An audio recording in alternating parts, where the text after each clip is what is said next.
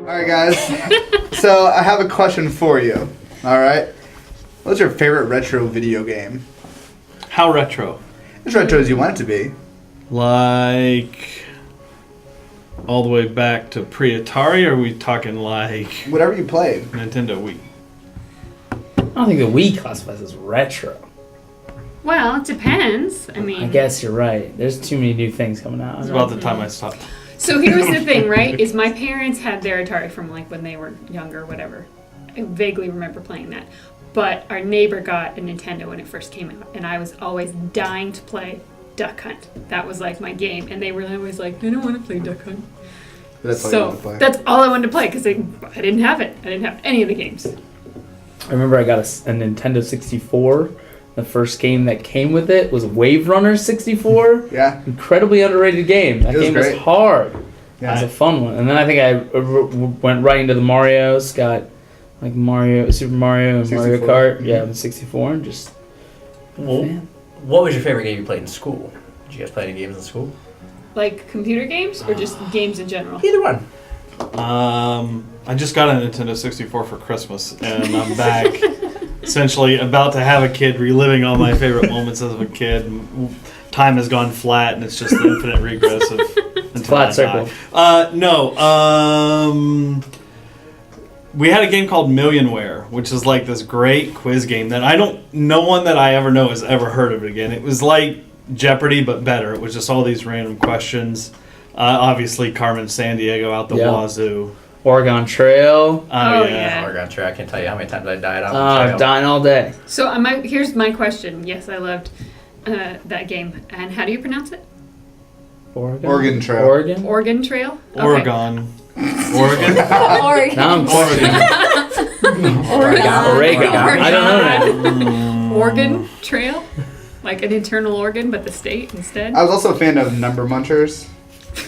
Just Don't think I played that one. Oregon. No? Number Munchers was good. Oregon. And Carmen Sandiego. Oregon. I think it's Oregon. Heads up, 7 up. Heads up, 7 up. Yes! Wait, is that not the thing the teacher does when they want you to be quiet? That was an option, and so were movies. Hey, Movie day guy. I never played actual. What's Heads Up 7 Up? Really? So you would put your head down. Right. And then You thumb people it would be up. up, they tap your Right. head. Right. That's why I wondered what kind of games we were talking about. I assumed That tech game too. games, and so. Well, anyway, so Scott and I, over the last month or so, have Zelda. been doing a bunch of research as far as gaming in the classroom, because this is a hot topic, obviously, right now. So we reached out on Twitter and around campus to try and find people that could talk a little bit about this. One of the experts in the field that kept coming up time and time again was a middle school teacher, Matt Farber. So he gave us some time to sit down and chat a little bit about some of the studying and research that he's come across in gaming in today's classrooms and what he uses in his middle school class.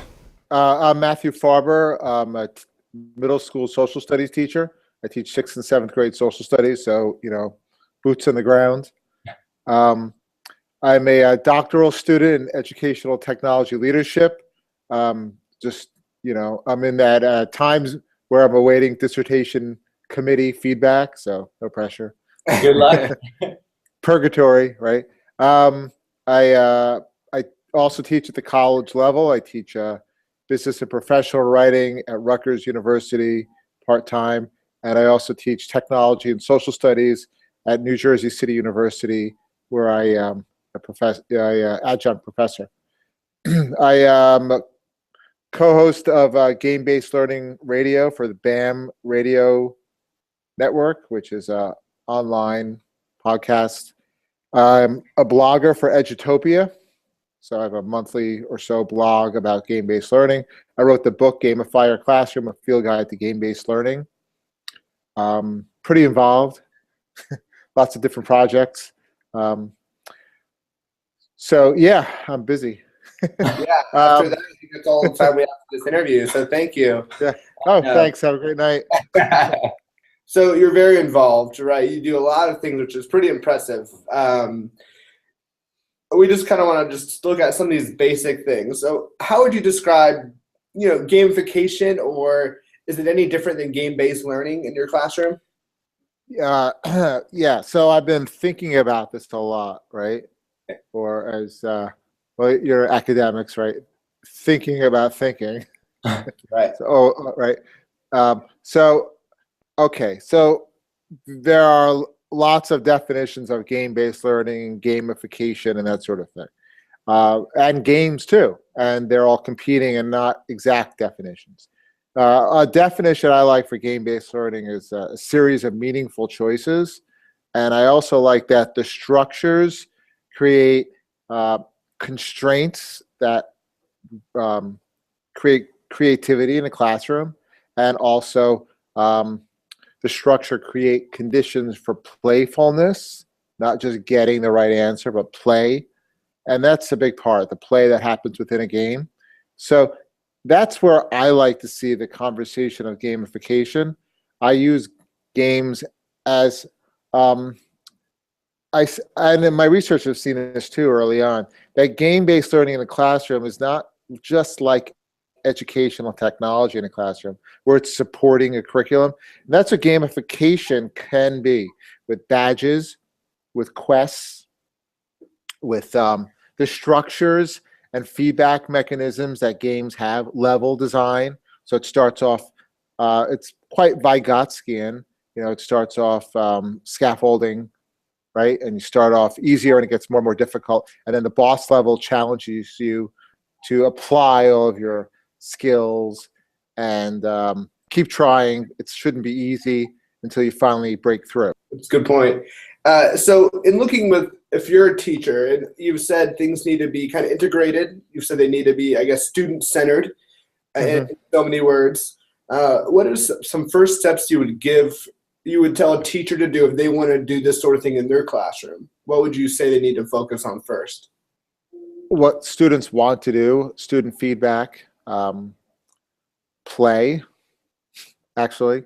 A high sense of play is important. Structure of a game can really get in the way. You shouldn't say this is how it should be done or how it should be played. Students should have room to play around. And I was recently reading the book Ambiguity of Play, which is like a seminal work from Brian Sutton Smith. And it was interesting what he wrote is that golf can seem like work, research can seem like play. And something like that, some sort of quote like that. So, you're kind of playing around with ideas. Some people are doing something you would perceive as a game, but it feels like work. So you have to keep in that open sense of play. That's great advice. You mentioned using Minecraft in your classroom, and I was kind of interested on how that was implemented as far as around history and how you integrated Minecraft in the class. There's another teacher I know, her name is Miriam Malmstrom, and her thing is follow the learning. So like ask the kids and see what they find interesting, engaging, and go there first. She asked me, she said, what would you use Minecraft for? A history teacher would probably think, and the students really think, right, that they should build stuff.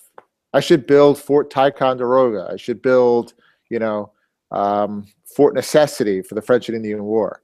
Okay. When we started the Jamestown unit, what I did first, before even teaching them about Jamestown, was I put them in Minecraft EDU, which was just purchased by Minecraft for Education or Microsoft. And I'm in God mode on my laptop, so I can control what they see in multiplayer. So they're all working in groups, and I told them, you're going to be on this island. You should build things to survive, and good luck. And then I ramped up the difficulty from peaceful to normal to difficult.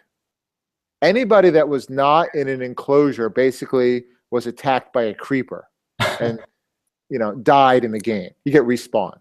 Then afterwards, we were able to unpack those experiences. Why did you survive? Why did people survive in Jamestown? What was important to do when you first get to a new land, right? So we have these conversations because they have now a shared experience to unpack and connect to the work. That's really good advice. So obviously you're as deep into gamifying or gamification in the classroom as anyone we've talked to, but what kind of sparked that interest for you, or how did you venture down that road where now you're doing blogs and radio and podcasts and interviews with people like us about education and gamification? Well, I started reading Edutopia during when I was getting my master's degree, and I was like, hey, I could write that too, And as a teacher, I'm looking online and I'm curating content and material that's going to be engaging for my class. And I noticed something about game-based learning. I noticed the community was really like evangelizing it, like it's a cause. It's not just using it, right? They saw something that they really want to bring in. And I also noticed that the curriculum materials were really high quality. I'm using Michigan US today in my social studies class to teach about the 13 colonies leading up to the revolution. They're really high quality materials.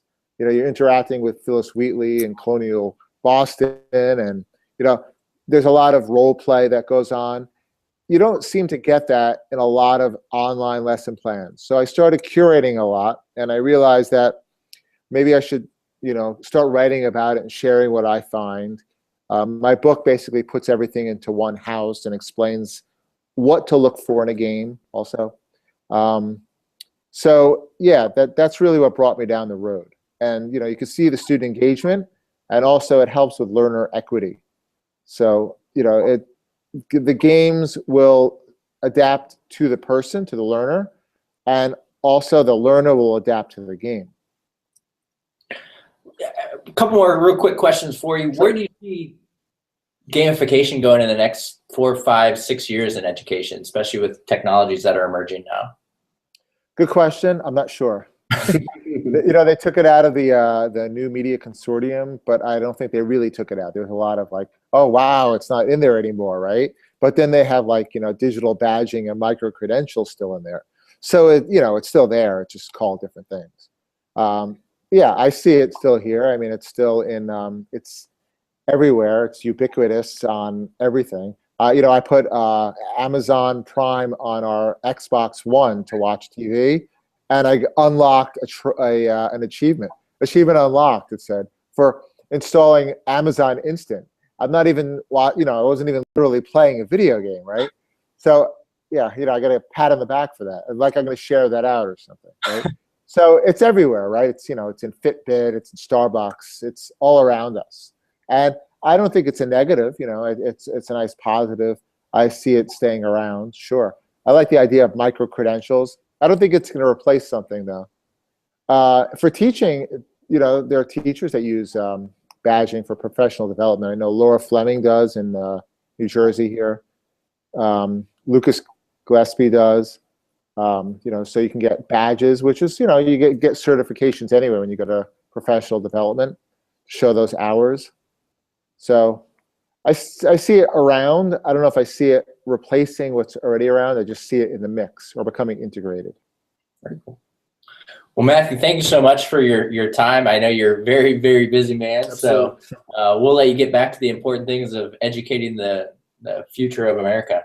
Thanks so much. So one of the cool things that Matt talked about, we thought was badging, and that was a hot topic throughout a lot of the people we talked to. So I got Scott and I thinking, what's kind of a unique way that you guys have maybe been given credit for something in your life? And it doesn't even have to be in school.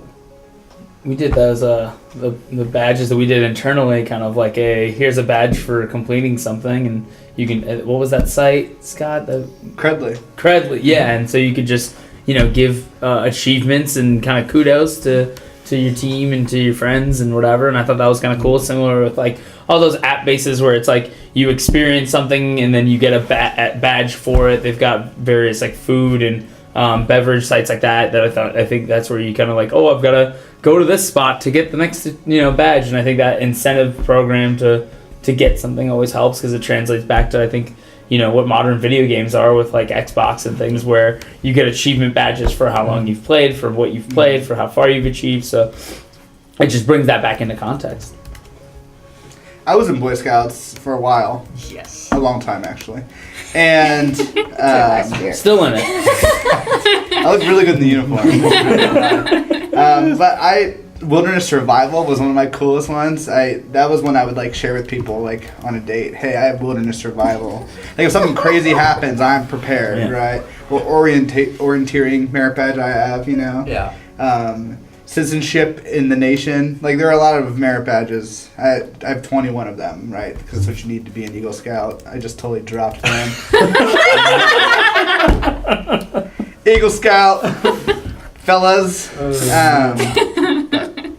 So I still don't code very well, but there's a site Dash by General Assembly, and it's a way to learn code by kind of building a website step by step. And I'm gonna make awesome websites. But it's funny because you over the course of this course you build a robot, and each time you learn a particular skill, it gives you a little badge within the website. It's pretty slick. So obviously badging revolves a lot around recognition. And so another thing that we talked about a little bit was how well does your like college transcript really recognize the things that you can do? Well, and like if you were to pull that out, like how well would that actually show? Yeah, and your accomplishments? It definitely wouldn't, right? And but no, that's why you talk about new upcoming culture and HR things, and Google's not even looking at your transcript anymore. They don't care about your degree; they care about your skills. So we're seeing that kind of truism. It's becoming that it's so much more about what you can do than what piece of paper you have. Yeah, I mean that's honestly where our next guest is going, right? So we met with Dr. Tim Rhodus. He's on campus. He's a professor, and he really wanted to talk about how higher education as well as K-12 and corporate areas could use badging to show the credentials of a student or employee. So let's take a look. Hi, my name is Tim Rhodus. I'm a professor in the Department of Horticulture and Crop Science at Ohio State University. Been here quite a while. I started working, though, back in 1994 on developing worldwide websites and setting up web servers. So I've been doing it for the department, I did it for the college, I've done it for my own teaching program, outreach education, professional society, so you could say I'm kind of the internet guy. But that's my niche in terms of horticulture. And so I look at creating systems that can then be accessed by the public, accessed by students, accessed by other faculty all across the U.S. So that's been my agenda. So just a little experience. Yes. What is batching? I know it's something that you kind of have found a liking to, and what is badging? Well, think of badging now as digital badging. And so while Boy Scouts continue to have badging and Girl Scouts and Brownie Scouts have badging, and Ohio State certainly has stickers that they put on their football helmets. Yeah. Other Ohio State teams also use that same sticker, but we just don't see it, like on the tennis court or the baseball field, but they have sticker opportunities as well. So digital badging is a way to establish and to visualize an expertise, an accomplishment, a skill, a performance, attendance at a particular event that can then be verified. And that's the important thing, because I can verify that you claim you earned a particular badge, which indicated you had to meet certain criteria. Right. I can verify that you, in fact, did get that badge on a certain date by the issuer that you claim. Sure. And then is badging used outside of the classroom? Like, have you seen it used in maybe a corporate world or other places as well? Badging is being used widely. Okay. Badging as far as the type of organization. So yes, in the corporate world. I have a friend who works for a company. This is a commercial company. He's a horticulture PhD. Okay. And he's a research scientist with that company. He's on the road a lot, but he received a badge. So their provider, their incentive plan provider, instituted a badging program. Okay. And he earned or was awarded the 250,000-mile safe driver badge. Okay. Now, does that give him $500 added addition to his paycheck? No, but it signals the beginning of, while we can have job performance and analytics, we can also have other kinds of recognition. Sure. The big thing being a lot of companies are considering badging for professional development. Yeah. Yeah. If you get a certificate, that's recognizable. The supervisor, maybe if it's a technology-related certificate, network training, your supervisor or your IT manager is going to know you've got the necessary skills perhaps to advance. Well, if it isn't as organized as a Microsoft networking technologist person, a certificate might be, but it's a badge for attending a training session by a technology company on the updates to our cameras, on the updates to our editors. I mean, you're in AV world. There's a lot of technology being advanced all the time. How do you demonstrate you're on top of it as an employee? Yeah, and that's a great example, especially for our high school teachers that are watching this, and they're working on doing professional development in their own schools, and so maybe this is something that they can take back when they're doing professional development with their other teachers, a reward system to kind of motivate them intrinsically to participate and kind of continue that development. Right, whether it be in the classroom with students, which I think there's application which you do, as well as, like Scott said, with teachers on their staff, could be powerful. What's the most positive, when you're working with students, what do you think is so positive about using the badging in your classroom? I think we're still at that early getting used to the idea. Yeah, it's different. Yes, it's very different. And the students in my classes are typically seniors. And I wish I was getting freshmen. Okay. Not only for creating the badging awareness and involvement with them, and then letting them have 4 years of badges in their portfolio, but also in terms of creating the e-portfolio project. And so I'm hitting them when it's all done and almost over with, they're about ready to graduate, and they never had an e-portfolio expectation. You take a class, you complete the assignments, maybe you keep the notebooks, you probably don't keep the textbook. What do you do with the assignments? It's a USB, it was a Word document. It's on some flash drive that I can't use anymore. It quit working. It used to be on a floppy disk and I lost that. It's on a hard drive. I turned it in and I never got it back. Whatever. That's the challenge. Those represent accomplishments, hopefully a good reflection on your ability with a good piece of work. But we could have polished assignments from every instructor that kind of represent a good sampling and a cross-section of what it was you studied while attending Ohio State. Because all you get to show for it, and while it's a good thing, is a degree and a transcript. Where does it say you know about fill in the blank, a specific skill? Internship, that's where you can gain some of those out-of-class experiences and learn things other than in class. But then how does the internship get translated to the next employer? A good interview, of course, will bring these things out. But how can you share it in advance, or how can you share it at a distance when you're not in the live one-on-one interview? Obviously, this is early on, so as you kind of pointed out before, it's going to take some time for students to really necessarily buy in or get comfortable. But have you gotten any feedback from students that you've done this in your class, and what kind of feedback have you gotten from them maybe? I asked students in my portfolio class to make a post in their portfolio describing the project, discussing the perceived value that they see for this as it unfolds down the road, and suggest other possibilities for expanding it. Now, expanding it in terms of earning opportunities. I made the proposal and received some university support for the pilot because I said, let's tie it to program assessment. And when we switched all of our majors over to semesters, we had to redefine our majors and redefine all of our classes. And a piece of that, and many institutions, academic institutions, have done this forever and ever, is to identify learning goals and learning outcomes. And so every course had to be identified, where do you plug into the learning outcomes and the learning objectives for the major. And what badges became then was kind of an easy thing to do.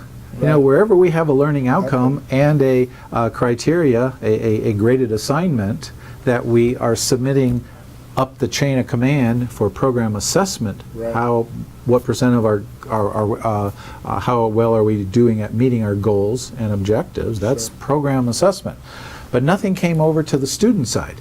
And so now if I hang a badge on that same activity, I can say the student is achieving. And so within our one major sustainable plant systems, if we have 20 different learning outcomes broadly defined, and we have 20 or more assignments, suddenly now the student is painting and hanging on themselves all these badges that speak to learning goals and outcomes with the name of particular assignments. For sure. And so they didn't have that before. And so that's one strategy for getting badges up and running in an academic environment is look first at your goals and outcomes and where do course assignments fit. If you could maybe reach out and say something to the teachers that are watching that are interested in this, what are maybe some of the first steps, or what are the first couple of things that they should do or think about to kind of start down this exciting road of badging?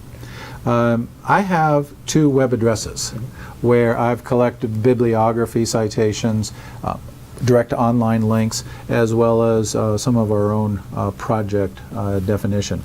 As you know, we have the URL shortener go.osu.edu. Right. So if they would, I'd use go.osu.edu/more-about-badges, all one word, lowercase, and the second one, go.osu.edu/Buckeye badges, one word, all lowercase. And so those are shared and public notebooks on the Evernote system. And so we can easily add content to that to build that up. So it's not just a static text page, here's a bibliography, go find the stories yourself, but it's full of visuals. And so there's some interesting stories in there about the value of transcripts, or maybe not so valuable transcripts, as well as the different badging platforms, as well as the possibilities to implement your own in your class or for your school. Perfect. Well, thanks so much, Tim. We appreciate it, and I'm sure we may have some teachers reaching out to you for some more information yourself. Oh, please do. Rhodus.1@osu.edu. Perfect. So Tim obviously spends a lot of his time talking about badging and credentialing, and part of that, a small part of that, is obviously the engagement in his classroom. And so that brings us back to maybe some of the games and game-based learning in the classroom. So who do you think benefits most from games in the classroom? Everybody. Yeah? Yeah. I mean, let's put it this way.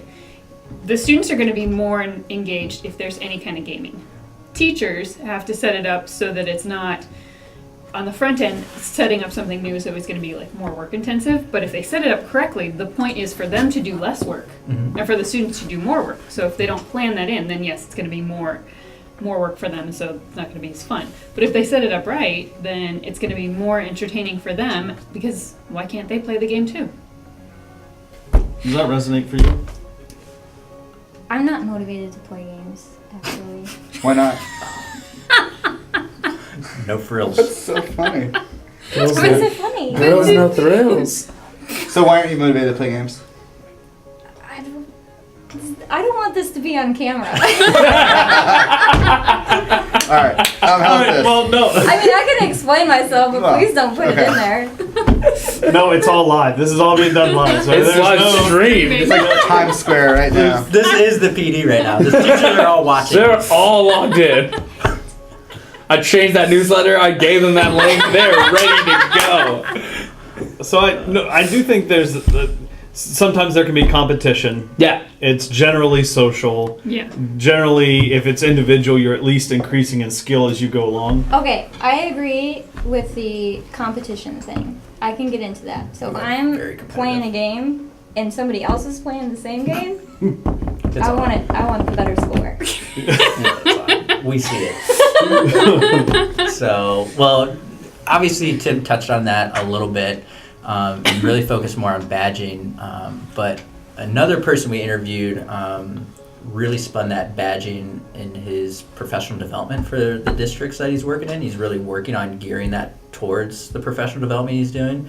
But that didn't start until he went down this path of mixing. He's a gamer and he's a teacher, and somehow those worlds collided, and now he's an expert in the field as far as gaming in the classroom. And it was a guy by the name of Lucas who sat down with us and shared a really cool story. My name is Lucas Gillispie. I'm an educator here in North Carolina. I've been working in North Carolina in education for about 17 years now. I started out as a high school science teacher. and then moved to the district level working with instructional technology. So I have some background at a master's level, instructional design, instructional technology, and now work as the director of academic and digital learning for Surrey County Schools in northwestern North Carolina. And my primary role is I work with teachers with professional development, partner with them in the classrooms as they are integrating digital learning into that space, and just kind of help them use technology to make learning fun and engaging. Great. And then you also, EduRealms, is that kind of just also what you do on this side as well? Yeah. So that's a infrequent place that I blog, but basically my place where I put all of my resources when I go around and work with teachers, especially in the areas of games and learning and integrating games in the classroom. So that's sort of my hub for keeping everything in one place and organized. Okay, great. So one thing that I think is fascinating is how you incorporate Minecraft and World of Warcraft into lessons or encourage others to do so. What does that look like? Oh, wow. It's amazing because, one of the things that I tell people about games and why they're really good and powerful for learning is that so often, we teach subjects and content in isolation. And a lot of times we lack that relevance and the context for learning. And so the beauty of games and leveraging games in the learning space is that the games themselves give us the context for learning, which is really powerful. So it's automatically like I have an excuse to learn this content because it's part of the game that I'm experiencing, either by myself or with my classmates. Obviously you have a strong, long gaming background. What advice could you maybe give to a teacher out there who's interested in bringing gaming into a lesson or a class or a district that maybe doesn't have that background? What are maybe some first steps or maybe some things they should think about if they want to go down that road because they see the value in it? Yeah, that's a great question. I get asked that question a lot. So I've come up with kind of a list of things that I recommend that educators do. One, if you're really interested in this, but it's a little foreign to you, I say do what James G. did. And you read his book, What Games Have to Teach Us About Learning and Literacy. He tells the tale about being, seeing that there's something about this gaming thing that appeals to his kids or his son, I think it was at the time. But he wanted to get started, wanted to explore that, and so he goes and picks up a game off the shelf.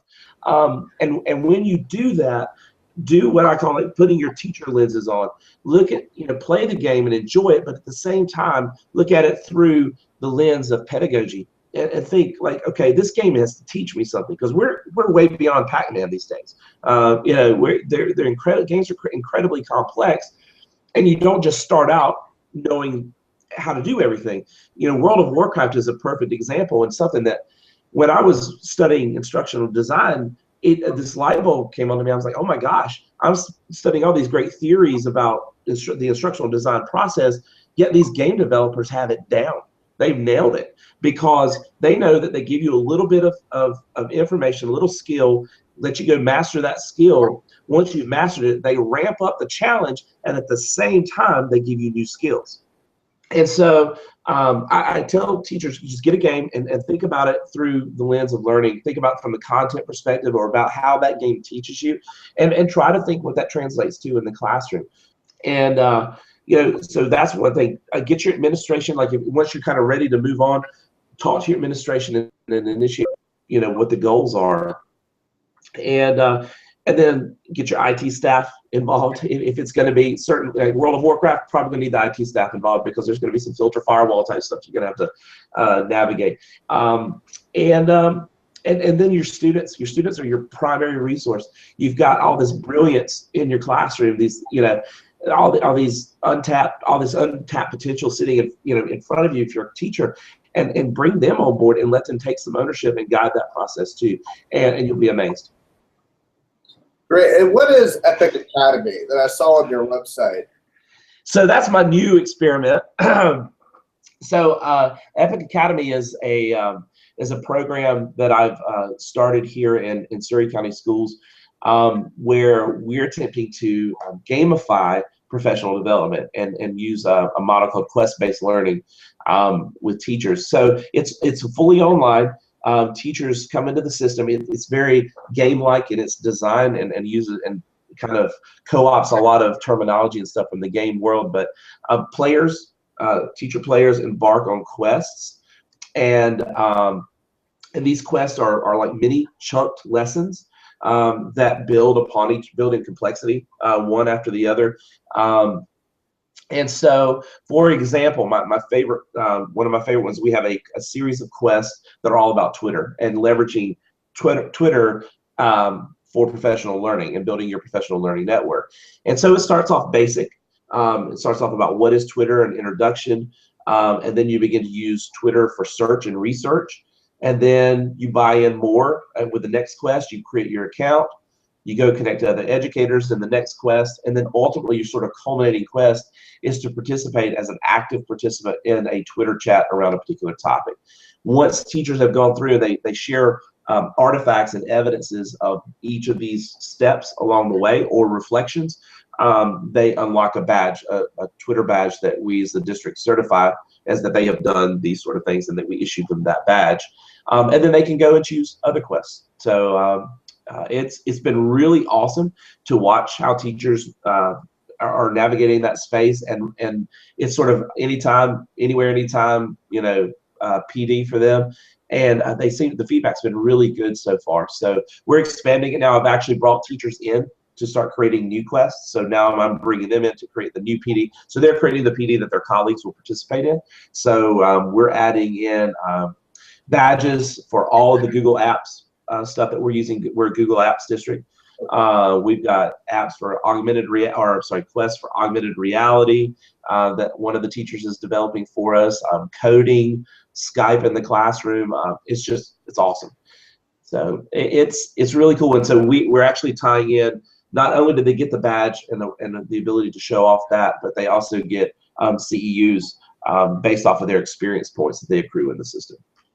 That's really cool, Lucas, and that's something I know a lot of our teachers are interested to maybe reach out to you about or get more information on, because we're actually charging them with leading professional development in their own district.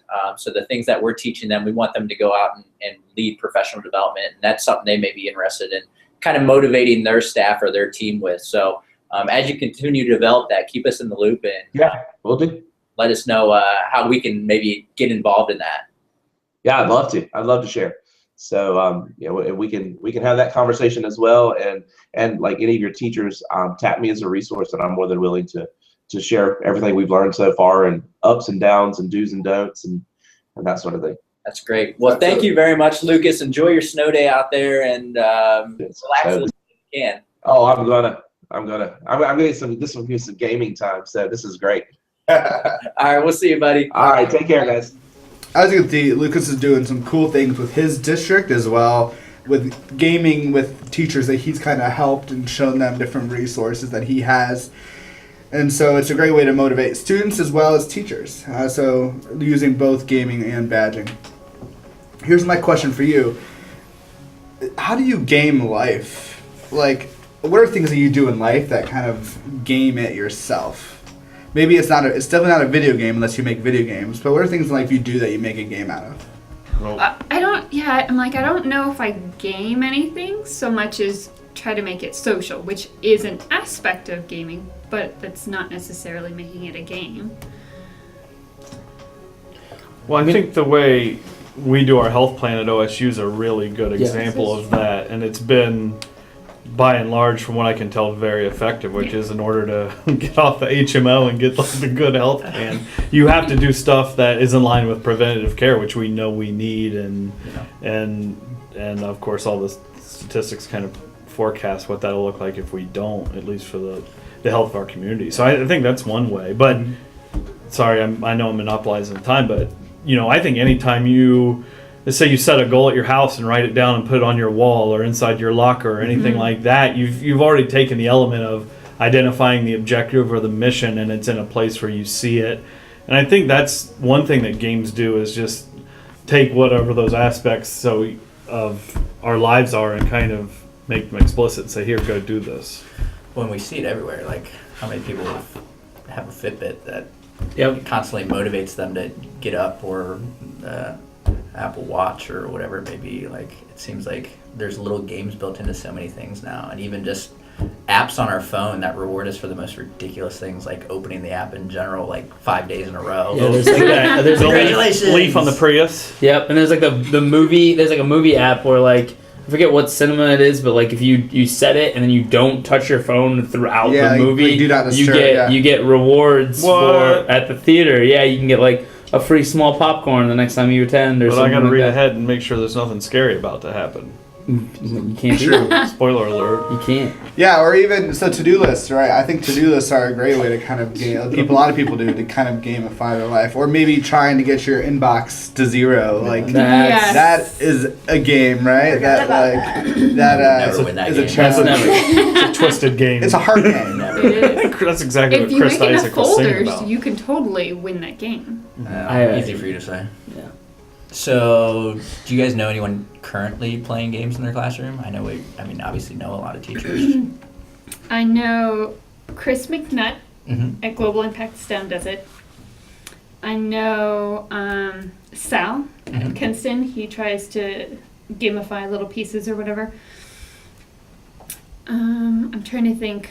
I feel like Brock does, like, again, little pieces, or just tries to make it a little more like entertaining. A couple weeks ago, a bunch of us went out to Global Impact and we're sitting in Chris's class, and that's the first time I kind of realized that he was using gaming. So we seen it as a great opportunity to see if he'd sit down with us and chat. And fortunately, at our last PD, he took time out to kind of hang out with us and tell us how he was doing it. So I'm Chris McNutt. I'm a social studies teacher at Global Impact STEM Academy. And when we were in your room earlier, we noticed that you had a method of trying to kind of have your students being further engaged with what they were doing. Can you explain what you do? Sure. So I use gamification heavily in my classroom for every single unit. And really the goal of gamification is not just to like integrate small like little things to make it into a game, but literally transform the entire class into a game itself. So every unit that I have, students earn experience points. Usually it kind of differs unit to unit.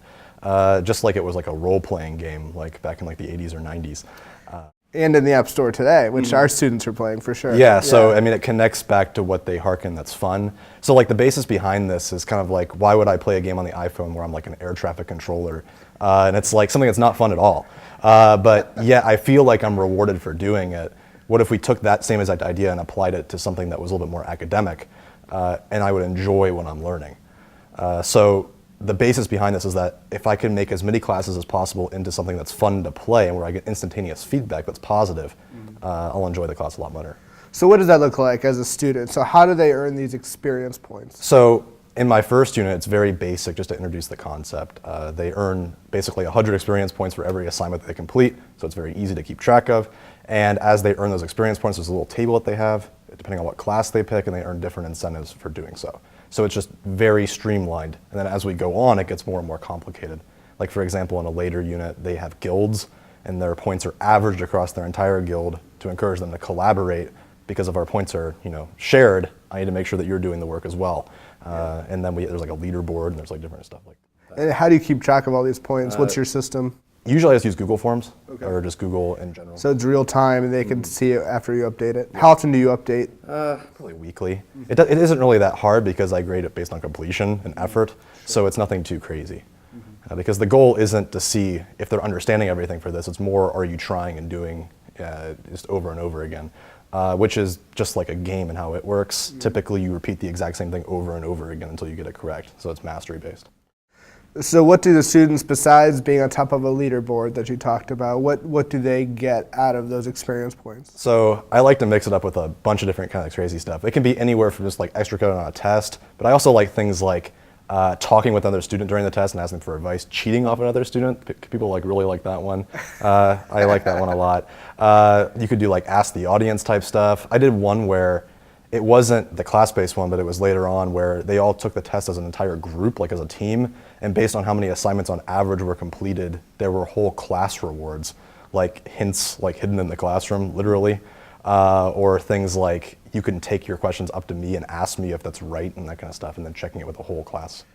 So if you look at the grades and look at the experience points, is it fairly same curve when you're looking at the students? So is it generally the students with the highest grades have the most experience points and on down, or is there some variation? I mean, there's definitely variation, but I found that after implementing this, I did this later on, not when I first started. Kids have a tendency to do more because they realize, hey, if I do all the work, I get extra incentives and it's easier. However, since you're doing all the work, the test was easier in the first place.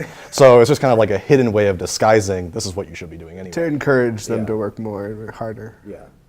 What are some things that you watch out for in the sense of like anytime you're trying to like do something new, right, as a teacher, you want to make sure you're being critical of the process of gamifying your classroom. So what are some like of those things you want to watch out for whenever you're trying to do the thing that you don't want to do, and this might go against kind of like what you're saying in this, so I don't want to sound critical, but just adding in badges onto your class is not gamification. Yeah. Because every single thing that you do in the classroom that has to have a game aspect to it has to be something that's a challenge that you feel good for doing. So if you're going to give out a badge, it has to feel like I earned it and it wasn't just something stupid that I did on the side. It has to have that feeling of accomplishment. Also, consistently throughout this, making sure that students have some kind of voice in what they're doing, so it isn't just completely top down. Consistently getting feedback and like I have at least like a choice that I can pick like 1, 2, or 3 on what I want to do. That's very important as well.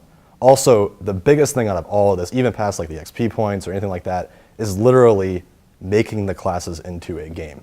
That's the biggest thing out of all of it. Like for example, like I'll teach mercantilism, which is about trading. Instead of just talking about it or them reading about it, which is pretty boring. We might do a little bit of reading, but then we'll play a game that demonstrates that, just basically adapting like a simulation or anything like that, and it'll work. Either online or in person simulation. In person. I find it's so easy, honestly, just to make like a basic simulation history class with just like dice, that it's okay and it's pretty fun. It's more fun than if I were to talk about it, so that kind of stuff. Great. So yeah, you set up these situations where it's randomized with dice and what they have to do or what situations happen. That's neat. How could this be? How do you think kind of your style of doing this? Could this be going through other subjects? Like if you're told you're teaching science or algebra. Definitely. Tomorrow, do you have any other ideas on how other people? Science has a lot of crazy stuff. The good news is that science actually already has a lot of the stuff available online. Okay. Like I know there's like multiple like role-playing games and like dice and card games that like teach like survival of the fittest and all these different concepts. Okay. Kind of like a lot of like where you take on the role of like animals or stuff like that. That works very well. Plus there's a ton of chemistry stuff that I've seen. How do you normally see those? Like social media? There's a lot of good stuff if you follow like educational blogs and stuff like that. Gamification's like a huge buzzword right now, or like NPR podcasts, stuff like that. Also a lot of great books that kind of go into like field guides for gamification. Any that you recommend? I know there's one called Gamifying Education, a field book. It's literally called that. I can't remember the name of it, name of the author right now, but that is definitely one. And what are some first steps of someone who says, yeah, I want to introduce this into my classroom?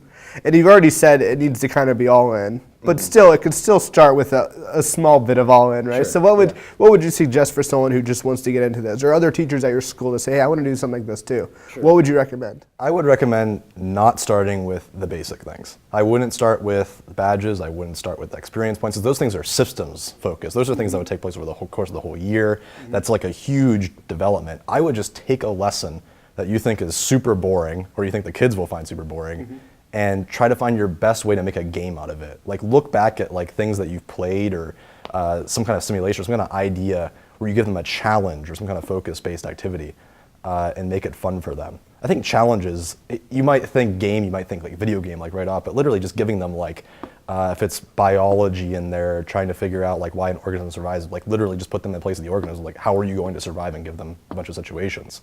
It's just rethinking how you look at the idea and make it fun. And that's really the most basic idea there.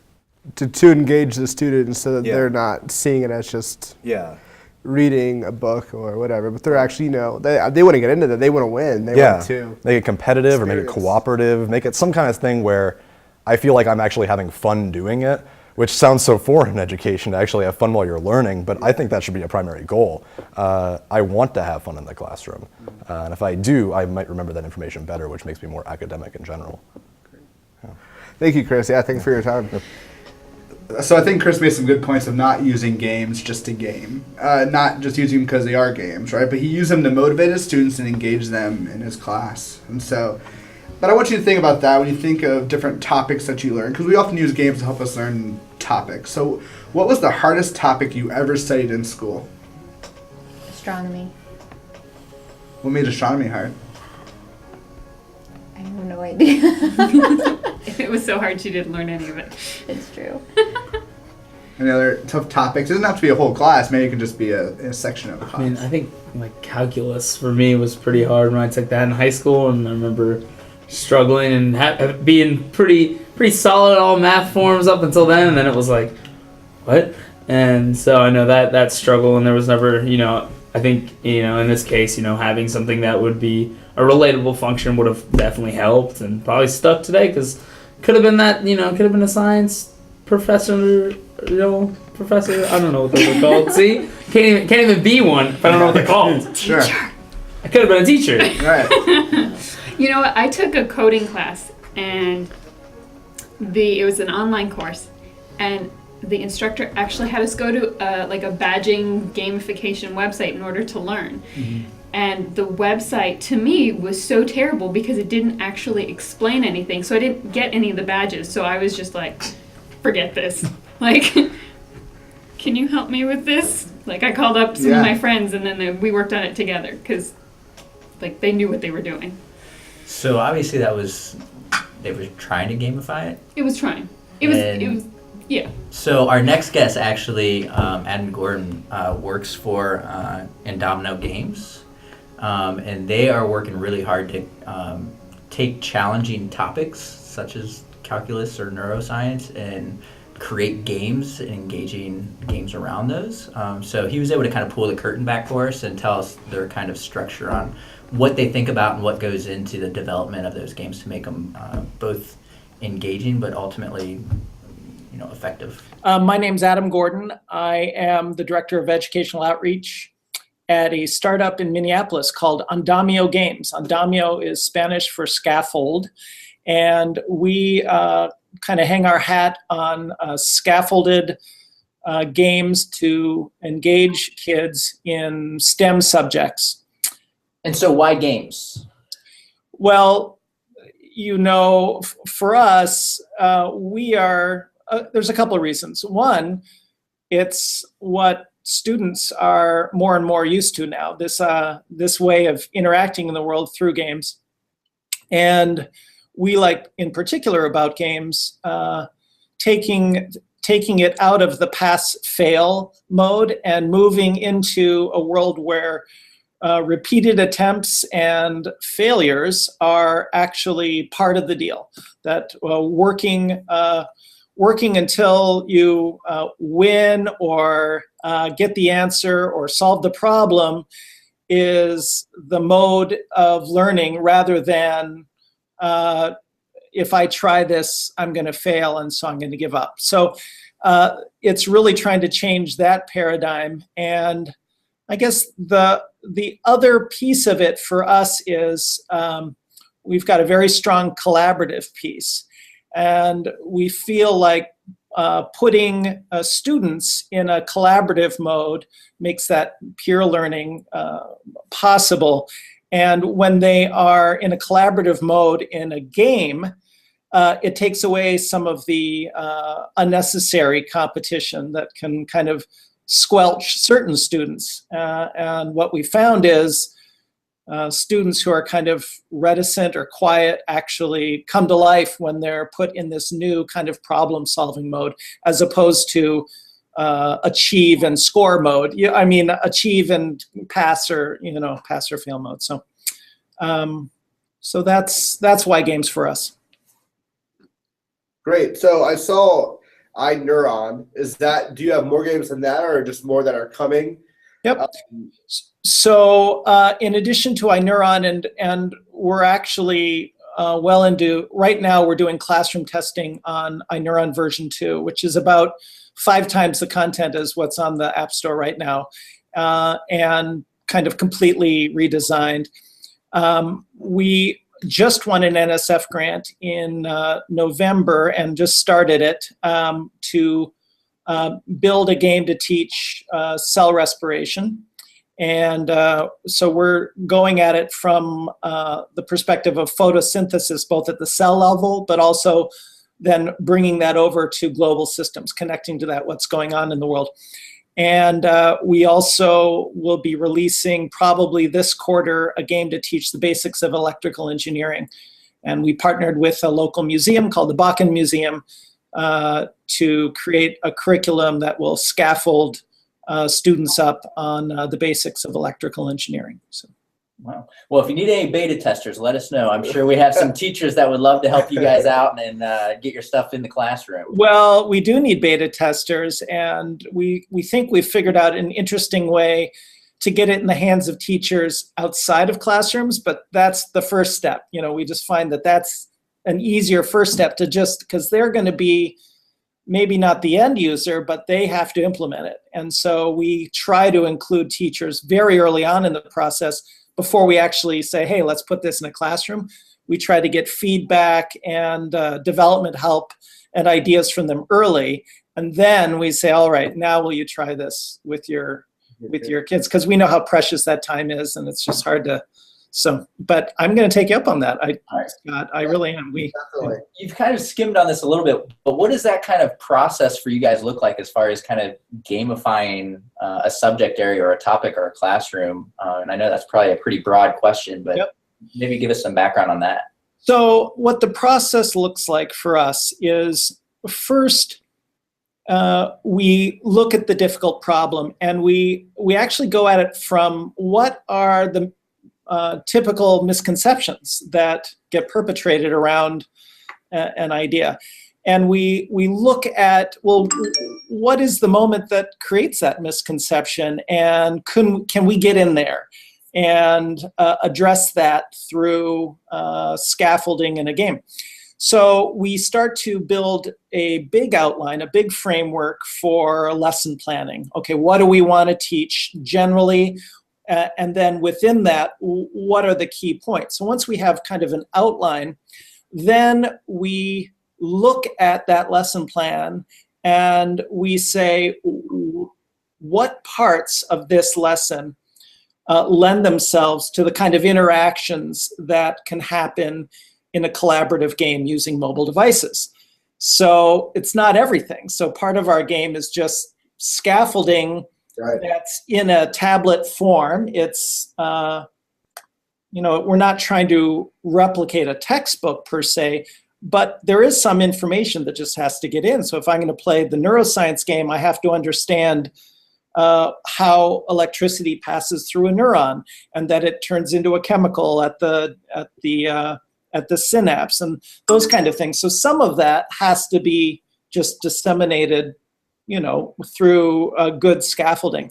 But then there are parts that actually can yield to a game approach, and that's what we're looking for. We're looking for those moments. When can we, having scaffolded and provided enough information, when can we now create a game that, especially one that's collaborative and constructivist, which is to say, put kids in a position to create and build what they're doing, and they'll remember that much better than if they're just reading in a book or taking notes or seeing it in a movie. Great. Yeah, so one thing I was thinking of, I like what you said earlier about how you like to have the game be kind of collaborative and how there's like teams, so it's just not as super competitive, right, as that some kids thrive on. Like actually both Scott and I would thrive on the super competitiveness, whereas some people would kind of just shrink and not want to do anything because they don't want to make a mistake or they don't want to do that. So it sounds like you guys have considered the challenges of gaming a topic or a classroom. Are there any others that you would definitely watch out for? Competition is going to occur whether or not we explicitly lay it into the game. So what happens is with ours, you have pairs or threesomes of kids working on a challenge, and then there's another pair over here and another group over here, and they know that they're all working on this challenge. And so there's this little buzz in the classroom. And when someone gets it, the other teams kind of know, you know what I mean? So there's this competition that arises, but it's not built into the game. It's not like, oh, your team won because you came first. It arises naturally.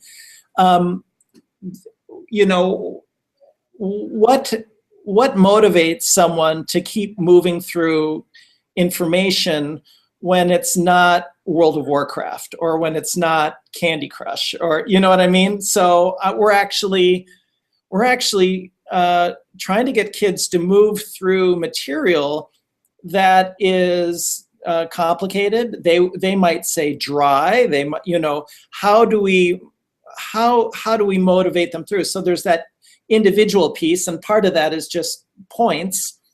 And I'll pull the curtain back on our point system later on. But you know, part of it is points, but part of it is also they get immersed in the game because of the collaboration, not because of these wicked music and 3D graphics and all this, but because they are put into collaboration with someone. That's what gets them immersed, and they forget for a second that they're learning a difficult science, you know, a difficult science thing. So we're trying to get at that game state in a different way that has this other impact, as opposed to the game state that we would have in like a shooter game or something else where everything goes away. So we actually want a different kind of game state, and that's what we're going for. So. What are maybe some resources you might be able to share for our teachers that we're working with, that if they want to gamify their classroom or maybe start gamifying lessons, what are maybe some resources out there? What are first steps that you could give them to maybe start that process? There are people very passionate about this, and I went for my first time this last summer to a conference called GLS. So it's Games and Learning and Society. And it takes place in Madison in the summer. Last year it was July, this year it's August. It's largely academic, and it looks precisely at this. How did people bring games to the classroom? One guy was there saying, here's how I gamified an entire school, how we gamified interacting with kids, like we put them all on this achievement level, and if they're on the first part of this level, then we treat them a certain way, and every teacher knew where every kid was. And so now it's this hyper personalized learning experience where every teacher, the gym teacher and the math teacher and the English teacher, they all know where every kid is. So the example is a kid comes to school who has been missing from school. Instead of shaming that kid and saying, here's all the work you're missing, every teacher knows. They go to that kid and they say, we're so glad you're here today. What do you need? Can I get you a piece of paper? Can I get, you know, until that kid has been coming to school for a while, and then they put them on a different scale. It was like, all right, now you got to step up. But they don't just hit that kid who's just having trouble getting to school. So he gamified that whole relationship. And so this conference is amazing. And I know there are other games and learning conferences. That's the one I have personal experience with. A lot of academics, a lot of ed tech companies trying to figure it out. And I would say anything like that would be a great place, because you need to be with your peers who've tried it and failed, yay, or who have tried it and succeeded. Great. Anything else you can think of? No, Adam, you've been great. Thank you very much. Yeah, much appreciated. Cool. All right. Thanks, Adam. Have a good afternoon. Yeah, good luck with it. So I thought Adam made a lot of good points, or really made it clear when they're developing and building games that they really start with that foundation and that scaffolding, which a lot of teachers are already kind of building into their curriculum anyways, that scaffolding model. And so it sounds like it could be pretty easily transferable to really start building games around your class as well. Another thing that came up a little bit, and you guys got to experience this, but anyone experience fantasy football in here, or any fantasy sports? Any fantasy sports fans? Absolutely. Absolutely, I love fantasy football. I literally started when I was in middle school, and I had to literally keep track with a newspaper on my own, right? And so I was the commissioner, of course, and I I've done it since I was So I was an Eagle Scout and I was a fantasy football commissioner. Yeah. I need some badges for these. I'll tell you that much. Yeah, we'll get right Winning on that. at life. But I love them, and I think they're great because of the competition, and it's football. I mean, it's something, a subject that's enjoyable, as well as the competition, and there's a way to win. I'm the complete opposite. I did my first round of fantasy football this fall, and I did awful because I did not monitor or check it at all. I would agree with Scott. It was the first year I've done fantasy football, and you have to pay too much attention to things and keep track of it and make trades, which I wasn't willing to invest that time. Sure. Why do you think it's so popular? It's something that's easily tracked, and then you kind of follow along week by week, but also it gives that like full competitive edge to everyone. Ownership, and there's so many variables that are part out of your control, but also part in your control, which like Cheryl was saying, like doing the trading and things like that, that's part of your control, and that skill and the strategy, but also you don't know if one of those team players are going to like injure themselves or anything, but you have to account for those variables, which I think from a student perspective, that's also transposes to like, okay, you have to learn about those kind of things and how certain variables can change without you knowing. And I think that's kind of the like part real life, part I kind of think I'm an Entourage, Ari Goldstein managing kind of a thing. No, so you do build a relationship with those players. Yeah, like my wide receivers this week were terrible, and then you're like, hey, what's Alshon Jeffrey doing? It's like, well, the Bears are terrible, so we're all sad. Well, I definitely know. So I have a question though. With gamification, do you still take into account those students who are disinterested? Because if you've got a class and you're running it fantasy football style, I do not care. That is a great question. So I came across a game called Fantasy Geopolitics. As you guys remember, as we played it and Ben dominated us, he obviously did, and we even tried to gang up on him, and he still beat us, right? And so what happened is I reached out to... Let's play Risk after this, by the way. As a team. So I reached out to the creator of Fantasy Geopolitics on Twitter, and he got back to me. We just started communicating, and we ended up sitting down and talking with him so he could just kind of explain how he invented that game and how we could even keep interested all students, or at least most students, in the classroom. So I'm a teacher turned founder of a ed tech company now called Fan School, and our mission is to take what we've done with Fantasy Geopolitics, which started in my classroom, and continue turning students into fans of learning. So we're putting together a fantasy sports-like platform, a lot like Fantasy Geopolitics, using data that actually matters. And we're gonna take what we've done with Fantasy Geopolitics and sort of come up with a couple other verticals. Next fall will be politics for the election. We'll have sort of rather than drafting countries, we'll have states, and then using this in any content area. So I'm working on that full time now. Great. So how long were you in the classroom before? Yeah, so 6 years. I was in the classroom this time last year, and after I got my master's degree and certified in education in Minnesota, started teaching right away, and was at a charter school that whole time. Could you explain what Fantasy Geopolitics is? For sure, yeah. So it's like fantasy football for countries and world news. And it all started, I was looking for a way in my classroom to sort of get students reading more news and becoming more aware of what was happening in the world. And literally, while I was sort of frustrated lesson planning, looking for a way to do this, I checked my fantasy football team and got distracted for an hour.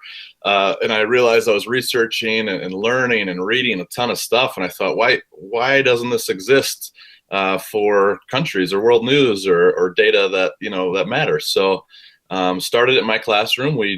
Students draft countries, and then those countries now score points based on how many times they're mentioned in the news and then the tone of that news. So it puts it on like a collaboration conflict scale. So they score positive points if the country's doing something positive in the world, and negative points if they're doing something negative in the world. So in general, like obviously you're bringing games into your classroom to engage students. What is gaming in your classroom? What should it look like in any classroom? Yeah, so I wouldn't consider what we do gamification. Okay. So I mean, right? You could say it is a game, obviously, but I like to think of it as the learnification of gaming. So we've taken this sort of real, authentic, very popular thing called fantasy sports and sort of used it to learn more. And so I wasn't like gamifying my classroom, or I wasn't gamifying assignments. That sort of happens, but I was going after a game that already exists and how can we learn from it. So it's a lot like Minecraft has gotten very popular, something that already existed. How can you learn from that in the classroom? Angry Birds, right, is sort of an example of a very popular game that teachers kind of use to do this. So I think of it that way, as more of you're learning from a game that's become very popular, rather than trying to gamify and sort of add it on top of your content. What do you see as the most positive thing about fantasy geopolitics for students? What do you see as most positive? Yeah, so like an intrinsic habit creating with reading news, which research in fantasy sports, I found out after I sort of started this in my classroom. Research in fantasy sports says that this thing called competitive fandom starts. And this comes out of the University of Wisconsin, but that when you draft a team of baseball players, when you draft a team of football players, you sort of automatically become more aware of those players and what they're doing and what's happening on their teams. And so the same thing happens with fantasy geopolitics. Even if a teacher does nothing else with it in the classroom, I always describe it as like you're wearing an Ohio State shirt, so you're going to notice more people with Ohio State shirts on, especially if that's red. The same thing happens when you draft a team of countries. You hear more about those countries in the news. If your parents have the news on at home, you all of a sudden tune into that news, right, on the radio, as well as some sort of daily habits related to going to that news or having it come to you, and sort of becoming more aware of what's happening in the world. As a teacher, what would you say is the first step of? So I take it you created something, probably was like a spreadsheet at first, right? Yeah. Something like that. Yeah, it was a Google site. Yeah, you could still see it on the internet. It's pretty gross. Yeah, so that kind of obviously became something much greater that others could use. Yeah. If a teacher has an idea like you had, how would you recommend they start even just implementing it in their own classroom, and then also throughout their whole school, maybe, or bigger? Yeah, I mean, I'd say just start, right? There are all sorts of books written by Harvard professors and that are titled "Just Start." And I literally did that in my classroom. I was frustrated. I distracted myself with fantasy football, realized I was doing all this learning. And then, to be totally honest, right, sort of didn't have a lesson plan for the next day. Mm-hmm. And so I laid in bed that night thinking, I wonder if I could do this in my classroom. So we took the next class period, and we just drafted countries. And it turned out to be a super fun learning experience. And so then after that, I designed ways to sort of learn more from it. And so my advice would be, if you have an idea, the classroom, I think, is a great place to experiment. And if it's not, it's probably not the most enjoyable place. So if you're not enjoying it, try an experiment. And every experiment I did in my classroom turned out to be one of the most enjoyable times. It's a ton of hard work, but I think starting, experimenting, understanding your assumptions, and then iterating on those assumptions is a great way to do anything, especially in education. And how do you reach students that aren't super competitive? So, for example, like we played my office with one of like the free accounts, and we did a draft, and it was fun. Like, and we got into it, and then one of us just ran away with it. Yeah, he like drafted very Middle Eastern and very smart. Yep. And so we were trying to like gang up on him to try to just overtake him. Like everyone traded me their best countries for my works, still couldn't catch him, but so we took it very seriously because, it's a small group of people, but what about those students that just aren't very competitive, in nature? Yeah. How do a lot of teachers or you kind of engage them as well? Yeah, so this will often happen, right?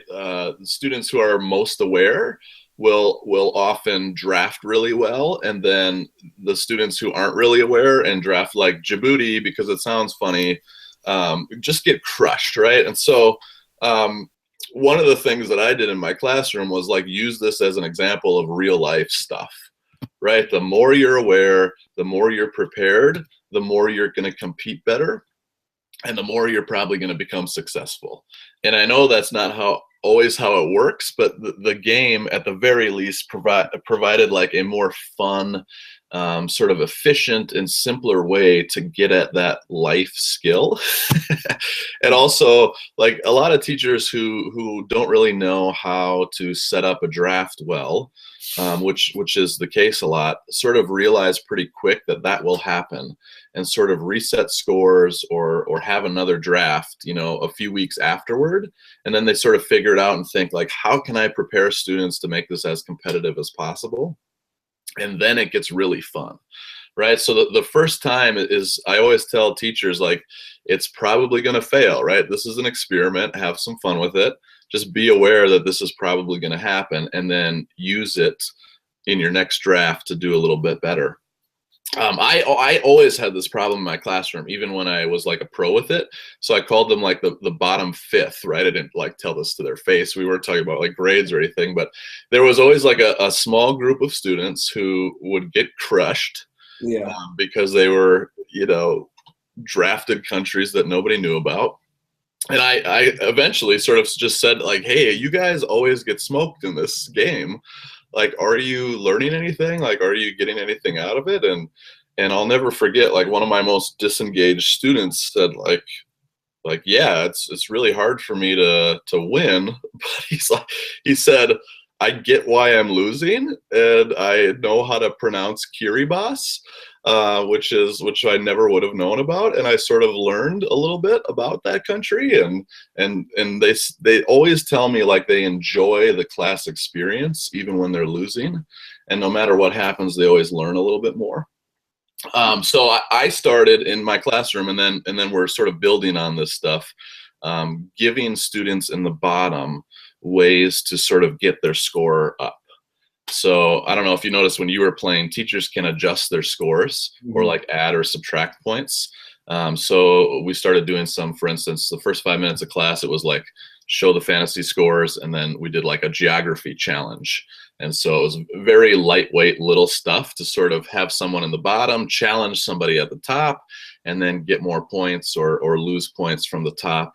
And so we, experimented with that stuff, but teachers are doing all sorts of things to sort of keep that bottom fifth competing better. They're still learning, but just competing better in the game. That's great. Thank you so much for your time. It's really interesting to hear about your process and how that happened. But it's a cool product too. I wish I had a classroom to do it with, even though I was a math teacher. Yeah, well, we're getting there. Like I said, we're the U.S. edition will come out next year, and then hopefully by this time next year, any content area teacher will be able to sort of use the same model to engage in their content. So I thought Eric did a really great job of taking something he was obviously super passionate about in his personal life and being able to apply it to his students in his classroom and kind of create an authentic, engaging atmosphere. And granted, you probably can't engage every student. He still had some tricks and ways to keep them involved and engaged as much as possible. I thought that was really cool. So anyone have any questions so far about gaming in the classroom or things that we've talked about? So I do think one question I would have if I were kind of in the classroom right now, but I don't have a whole lot of slick authoring tools or a coding skill set or lots of robust tech available when I want to get into gaming. Have you talked to anyone who's got kind of first steps or guidance on where to go next? Sure. There were people that all talked about where they came from, right? Whether it be trying to get grants or where to start. One person we talked to actually was Jonathan Finkelstein, and he's actually the CEO of Credly. So, and that's a badging micro credential website. And it seemed like just about everybody we interviewed at some point kind of touched on badging in some degree. And it seems like the majority of them started out or at least referred to Credly in some form. So it really got us interested to like check it out. In fact, we all kind of set up accounts and started giving out badging, and it was super easy. And that's when we reached out to Jonathan, the CEO, and hooked up with him and had a really great conversation about how that all started and came about and where he sees it going. All right. Well, thanks for inviting me, Scott. I'm really delighted to virtually meet your team of teachers doing great work. I'm Jonathan Finkelstein. I'm the CEO of Credly, and our focus is really on helping to make achievements visible and especially useful for people to be able to showcase their skills, their achievements. And we think there's something very important about having somebody's stamp of approval on your skills, having them verified. And that's the world in which we're working. Excellent. And so for some of our teachers that are very new into this and may not know what Credly is, can you talk about what is Credly? Sure.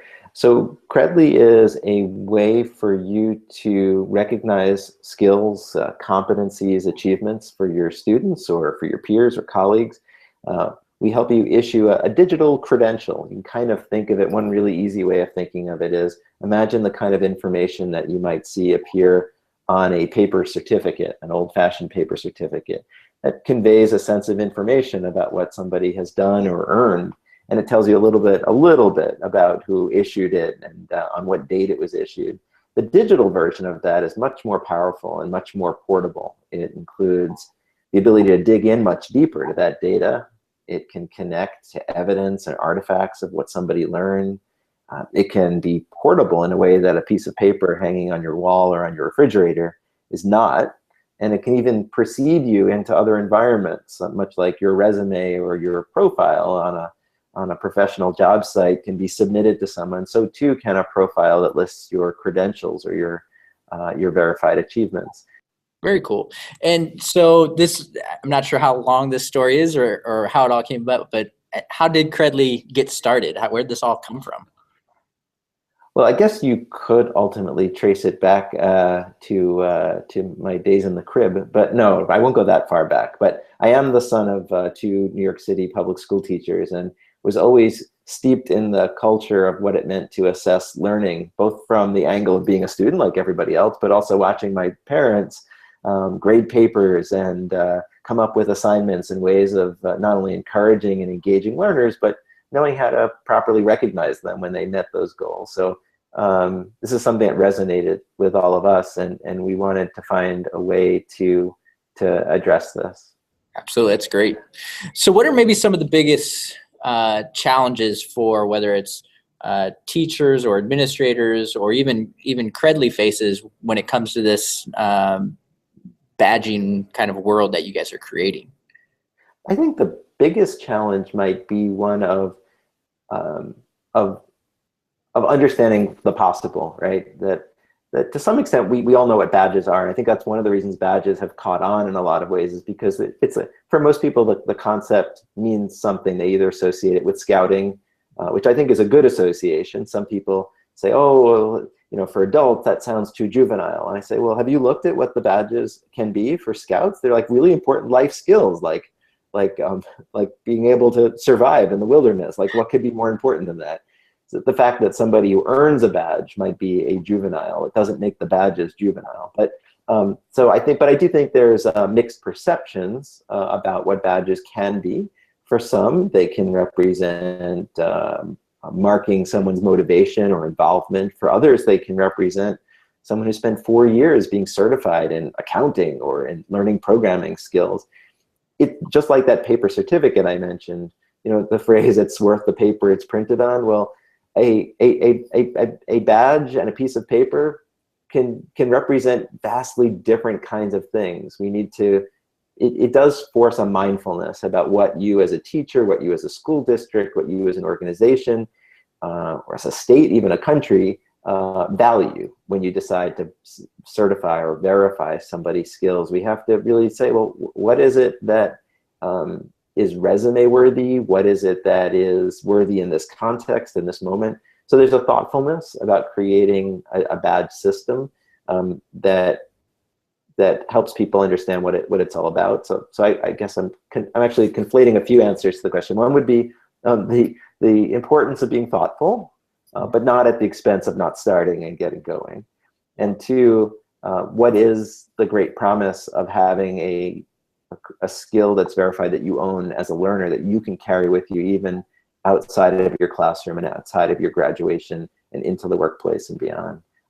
So it's just, I think it's changing our mind a little bit about who owns achievement data. And it should be the person who achieved something.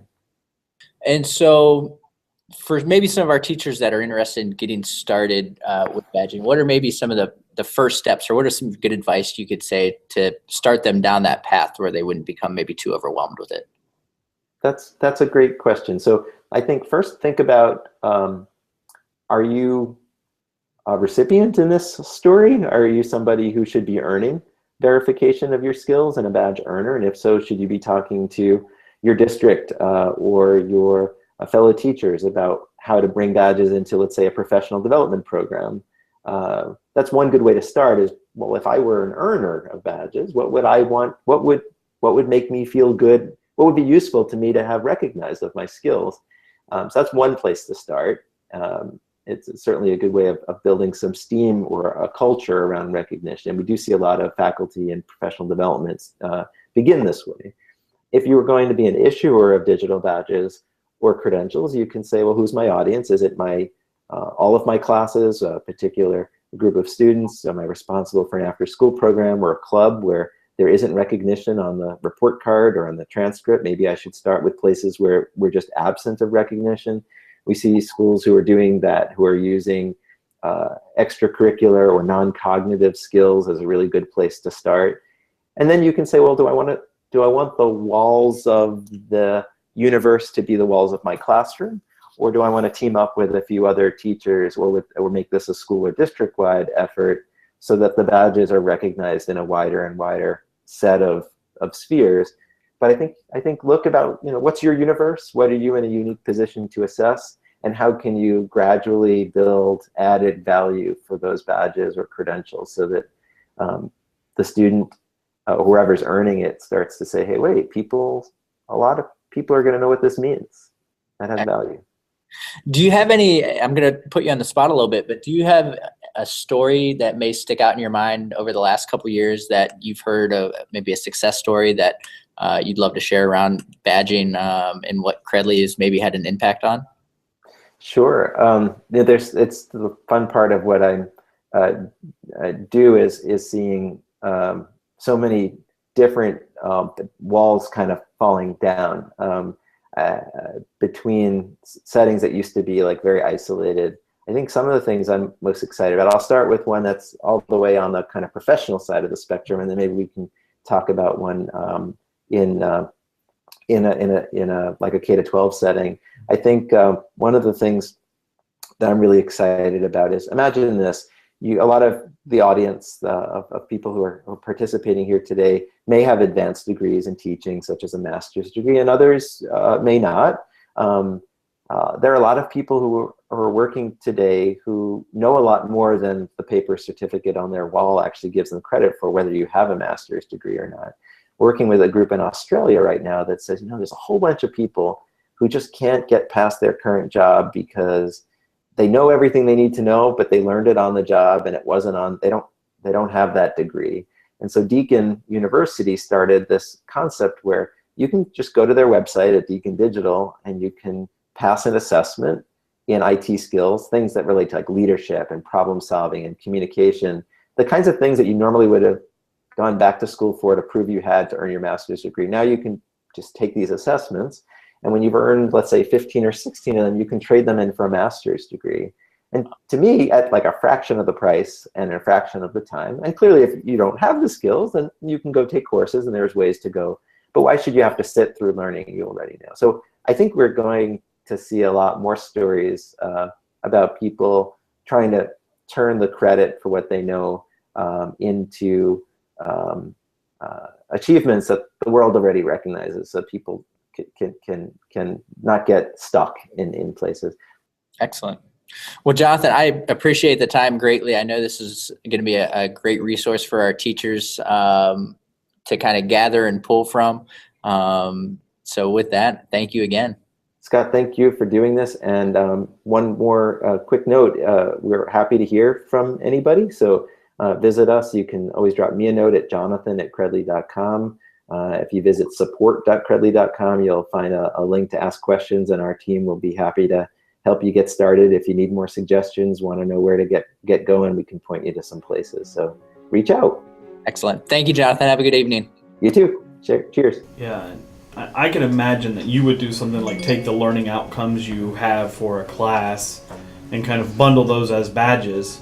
And now instead of giving, you have to get a 96% on the test, you need to get 5 out of these 6 badges to earn an A in the course or something like that. Are you seeing or hearing from people who've turned that into actually the structure of like their assessment? You took a class like that. I did, yeah. Actually, last semester I took a class that the grading was entirely done on badging. Rick Boyhofer put it together. Yeah, it was really cool. So basically there was 20 badges in the class, and each badge was worth 10 points.